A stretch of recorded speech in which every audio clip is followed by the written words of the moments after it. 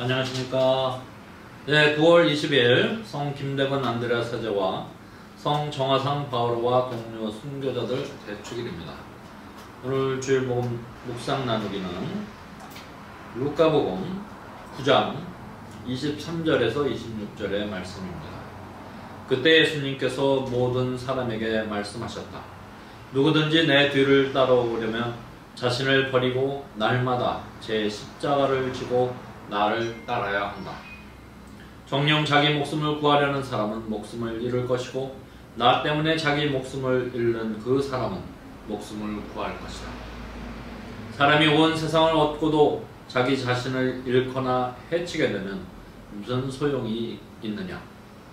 누구든지 나와 내 말을 부끄럽게 여기면 사람의 아들도 자기의 영광과 아버지와 거룩한 천사들의 영광에 쌓여올 때에 그를 부끄럽게 여길 것이다. 주님의 말씀입니다. 네, 자신을 버리고 제 십자가를 지고 나를 따라야 한다. 네, 이 말씀은 일단 우리 존재론적인 그런 말씀이죠.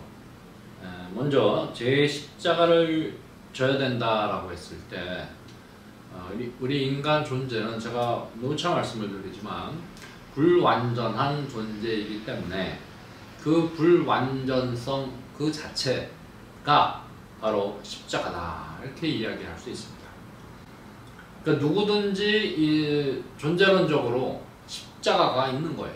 예, 그렇기 때문에 이 십자가 그러면 보통 우리가 뭐 영화에도 나오죠. 이 십자가형을 받은 사람이 자기가 그 십자가형을 당할 그 십자가를 쥐고 그 형장까지 끌려가지 않습니까? 그러면 이 십자가를 진다는 것은 일단 표면적으로 볼 때도 그렇고 내면적으로도 그렇고 얼마나 고통스러운 일입니까? 내 십자가를 진다는 것은 굉장히 고통스러운 일입니다. 그럼 우리가 이 존재론적으로 봤을 때 존재론적 뭐 이 철학적인 용어지만 쉽게 얘기하면 우리가 인간으로서 태어나서 이 살아가는 것 이 자체가 사실은 고통스럽습니다. 네. 우리 모두가 각자의 십자가를 지고 살아가는 겁니다.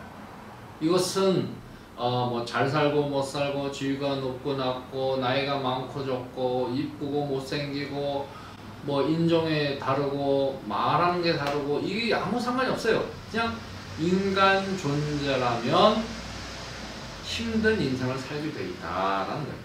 존재론적으로 그렇다. 그럼 이 힘든 십자가를 지고 가는 이 우리 삶은 과연 행복할 것이냐? 그 자체로는 행복하지 않습니다. 네.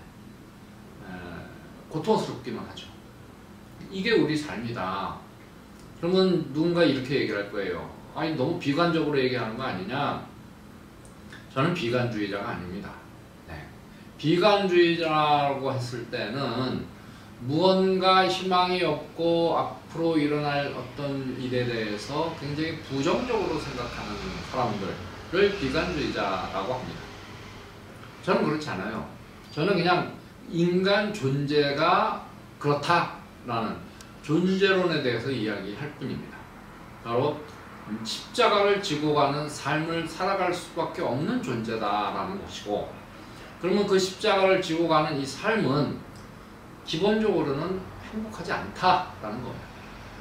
그렇기 때문에 이 존재론적으로 행복하지 않은 이 삶에서 그러면 어떻게 행복하게 기쁘고 건강하게 살 것이냐, 이게 우리의 숙제다. 그리고 그걸 잘 찾아서 살아갈 때 우리 삶이 풍성하고 가치가 있고 또 매 순간 기쁘고 또 죽을 때까지 죽는 그 시점까지 내 삶이 의미가 있다. 또 가치가 있고 재미있고 즐거웠다. 또 되돌아봐도 후회하지 않을 삶이었다. 이런 생각과 말을 하면서 우리 삶을 맞춰야 되지 않을까, 이런 생각이 드는 것이죠. 그리고 그렇게 하기 위해서 어떻게 해야 되느냐? 바로 예수를 따라야 한다는 거예요. 그래서 여기서 이제 예수가 자기 십자가를 지고 나를 따라라 이런 말씀을 하는 거예요. 그러면 예수를 따르면 어떻대? 예수를 따르면 어떻게 되는데? 예수를 따를 때 예수가 뭐라 그랬습니까? 길이요 진리요 생명이다. 예수를 따르는 길이 바로 그 가야 될 길이고 또 진리이고 생명이 넘치는 그런 길이다. 그러니 기쁘고 즐겁고 건강하지 않겠습니까? 그것을 예수는 알려주러 오신 존재다. 그리고 우리가 이제 신앙으로 고백하듯이 그분은 바로 하나님이시고 또 동시에 인간으로서 태어나셨기 때문에 또 온전한 인간이다 라는 거예요. 이어서 나오는 예수의 말씀을 한번 봅시다. 예수님께서는 그래서 사즉생, 생즉사 이런 그 만고불변의 진리를 말씀을 하시죠. 죽기를 각오하면 살 것이고 살기를 도모하면 죽을 것이다. 이것은 진리의 말씀이죠. 이것은 누구에게나 해당되는 진리의 말씀이다. 또 어떤 지역에 따라서 달라지는 그런 진리가 아니고 인간이라면 누구에게나 적용되는 진리다. 한번 생각해 보세요. 이 삶과 죽음에 있어서 인간 존재, 살아있는 인간 존재에서 삶과 죽음의 문제만큼 심각하고 또 큰일이 어디 있겠습니까? 그죠?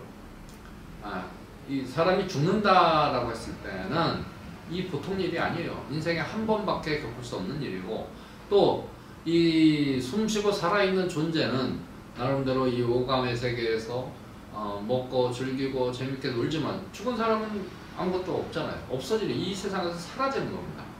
사라지는 것 자체를 우리는 많이 두려워한다. 그러나 또 다른 시각으로 이 삶과 죽음을 봤을 때는 뭔가 다른 차원에서 예를 들면 이 우주와 우리 생명을 비교해 봤을 때는 시간상으로도 뭐 억겁의 시간, 그죠? 이 우주가 탄생하고 또 그 안에서 어떤 이 은하계 안에서 지구라는 이 조그마한 천체 안에서 또 그 지구의 46억 년 혹은 50억 년 된 이 지구의 역사 안에서 인류가 태어난 것은 만약에 이 지구의 역사를 1년으로 줄여놓는다면 인류가 이 지구상에 태어난 것은 12월 31일 오후 3시다. 뭐 이런 식으로도 얘기를 하죠. 아주 지구 역사의 끝에 태어난 이 인간 존재. 너무나도 이 우주에 비해서는 먼지 같은 존재이지만 그렇지만 우리 인간으로서 한평생 70, 80평생을 산다고 했을 때 어떻게 보면 굉장히 또 긴 시간이죠. 그럼 이 시간을 우리 삶을 진정으로 의미 있고 가치 있고 또 기쁘고 즐겁게 건강하게 살아야 되지 않겠느냐. 그러기 위해서 바로 그런 길을 가도록 예수가 알려주셨다. 그것이 예수가 인류 구원의 사업을, 미션을 수행한 내용이 바로 그것이다. 인류 전체를 기쁘고 즐겁게 행복하게 살 수 있는 길을 알려주시고 모범으로 보여주셨다라는 것이고 그 길을 따르는 구체적인 행동은 사랑하는 것, 용서하는 것 그리고 그 어떤 것도 두려워하지 않는 것. 자, 이 두려워하지 않는 것을 얘기할 때 보면 또 이게 또 이제 좀 어려운 그런 환경에 맞닥뜨리는데 두려워하지 않는다라고 했을 때 무엇을 두려워하지 않느냐? 여러 가지 것들이죠. 우리 삶 안에서 맞닥뜨리는 여러 가지 걱정거리, 두려워해야 될 것들 뭐 많습니다. 그러나 아주 궁극적으로 두려워해야 될 대상은 죽음이야. 근데 죽음마저도 우리는 사실은 두려워할 필요가 없다라는 거예요. 왜? 부활하기 때문에. 부활할 것이기 때문에 우리는 죽음도 넘어서 그 어떤 것도 두려워할 필요가 없다라는 것입니다. 그런데 이 죽음을 두려워하지 않는 그것을 실천하기는 굉장히 어렵습니다. 왜냐하면 죽음에 대한 공포, 죽음에 대한 두려움은 사실은 우리가 무슨 의지적으로 해야 되는 것이 아니고 우리 인간 존재 안에 내재되어 있다. 이 죽음을 회피하려고 하는 방어 기제가 내재되어 있기 때문에 본능적으로 그래 우리가 우리 생명을 보존할 수 있지 않겠습니까? 그래서 죽음을 두려워하는 것은 지극히 마땅하고 옳은 일이지만 그것마저도 두려워하지 않아야 된다는 것입니다. 그랬을 때 죽음을 두려워해야 생명을 유지하지만 죽음을 두려워하지 않으면 우리는 사실은 굉장히 쉽게 죽을 수 있다는, 굉장히 쉽게 죽습니다.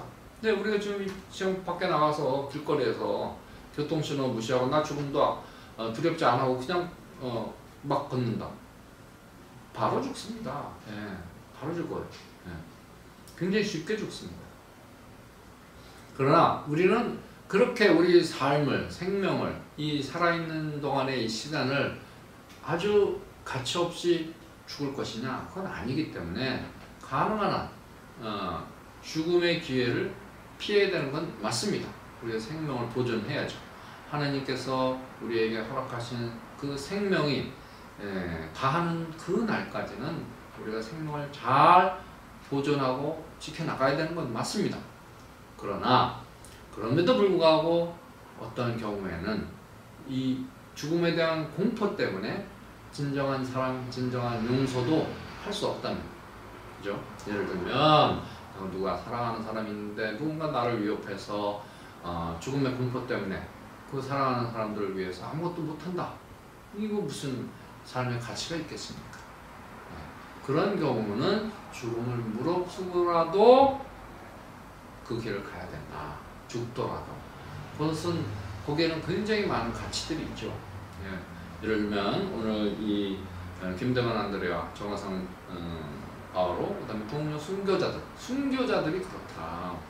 순교를 한다는 것은 바로 그런 가치 있는 일에 내 목숨을 내놓는 것이다 라는 것이죠.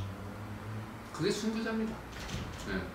여러분들 뭐 요즘 미디어에서 정광훈이라는 사람이 나 순교할 거다, 그런 거 순교 아니에요. 아무데나 갖다 붙이면 다 되는 게 아니죠. 그 사람은 지금 온 국민들에게 많은 그 전염병을 옮기는 그런 행동을 했죠. 지난 8.15 광복절날 정부가 자제를 요구하는데도 그 수많은 사람들을 조직적으로 대동하고, 또 심지어는 동선을 감추기 위해서 전화기를 꺼두라는 그런 이야기까지 하면서 우리 국민들에게 많은 코로나를 전염시키고, 그로 인해서 이 들어간 사회적 비용이 얼마입니까? 또 그로 인해서 길거리에 사람이 없고 장사가 안 돼서 망하는 많은 그 소상공인들, 이 얼마나 많은 피해를 줬습니까? 그러고선 자기가 순교를 한다? 말도 안 되는 소리를 지금 하고 있습니다. 전혀 목사라는 사람이 순교라는 뜻을 잘 모르는 것 같아요. 자, 세 번째로는 예수님께서 사람의 아들도, 예수님 자신이죠, 자기의 영광과 아버지와 거룩한 천사들의 영광에 쌓여올 때 그를 부끄럽게 여길 것이다. 여기서 그는 누구냐? 누구든지 나와 내 말을 부끄럽게 여긴다면 사람의 아들도 아버지와 함께 영광에 쌓여올 때 그를 부끄럽게 여길 것이다. 이런 말씀을 하십니다. 자, 누군가가 지금 예수님께서 가르치고 복음을 보여주신 공생활 중에 그러한 모든 말들을 부끄럽게 생각했다고 칩시다. 부끄럽게 생각한다는 것은 뭡니까? 누군가의 그 말을 부끄럽게 생각한다라고 했을 때는 그 말에 대해서 신빙성을 두지 않고 부끄럽게 생각하고 믿음이 없는 거죠. 그런 상황이라면, 그러니까 예수의 가르침을 무시하는 사람이라면 나중에 내가 영광에 쌓여올 때 나도 그 사람을 부끄럽게 생각할 것이다. 그 사람의 그 태도에 대해서 무시할 것이다. 자, 여기서 보면, 여기서는 지난번에도 제가 말씀을 드렸듯이 예수도 그 유대의 그 당시 유대 문화 안에서, 그 구약 시대의 문화 안에서 배워온 한 사람으로서 구약 시대의 동패복수법 에 입각한 발언이라고 봅니다. 네가 나를 부끄럽게 여겼으니 나도 너 부끄럽게 여길게. 눈에는 눈, 이에는 이. 이런 표현인 것 같아서 조금 예수님의 인간으로서의 한계도 우리가 볼 수 있지 않을까. 여러분, 제가 가끔 예수님을 인간으로 봐라, 여기 계속 사람의 아들 나오잖아요. 이것도 복음사가가 예수를 사람의 아들로 보라는 그런 지침이에요. 예. 그랬을 때 복음을 읽을 때는 물론 우리가 예수는 하나님이자 동시에 인간이다 라고 신앙적 고백을 하지만, 복음을 읽을 때는 예수님을 바로 사람의 아들, 인간적인 측면에서 좀 바라보면서 복음을 읽어라 이런 뜻이고, 그랬을 때에 예수님도 지금 이렇게 인류의 역사가 오면서 많은 인류의 지혜가 연구를 많이 하잖아요. 그럼 지혜가 발달하고 거기에 축적된 어떤 집단 지성들이 있고, 그랬을 때에 어떤 이 문화를 바라보는 시각, 어떤 사회를 바라보는 시각들, 이런 것들이 점차 진화하고 발전하죠. 그랬을 때 그 진화되고 21세기의 신학적인 측면에서 봤을 때 예수의 이런 발언은 틀리다. 틀리다. 그죠? 당신이 사랑과 용서를 가르치셨고, 그렇다면 동태복수법으로 안갚음을 해준다는 것은 분명히 당신 가르침에도 맞지 않는 가르침이다. 이렇게 얘기할 수 있어요. 그래서 이런 것도 그냥 잠깐 짚고 넘어가자 이런 뜻에서 제가 언급을 했습니다. 자, 오늘 이 최초의 우리나라 신부님인 김대건 안드레아, 또 동료 순교자 정화상 바오로, 그리고 그 외에 많은 순교자분들을 기념하는 이 날에 우리도 오늘의 예수님 말씀처럼 자꾸 살려고 해서 죽지 말고 이 목숨을 정말 가치 있는 일에 내놓고 희생하는 그런 자세로서, 희생한다는 건 뭐예요? 내 것을 누군가에 준다는 거예요. 그리고 그것이 바로 사랑이다 이거죠. 사랑을 주는 겁니다. 그랬을 때 오늘 이 순교성 성조들, 성스러운 조상들을 기념하면서 과연 우리의 삶은 어떤 방향으로 나가야 될 것인지 좀 깊이 묵상하면서 우리 그것을 일상 안에서 구체적으로 실천해야 된다라는 그런 말씀으로 오늘 복음을 읽으면 좋겠습니다. 고맙습니다.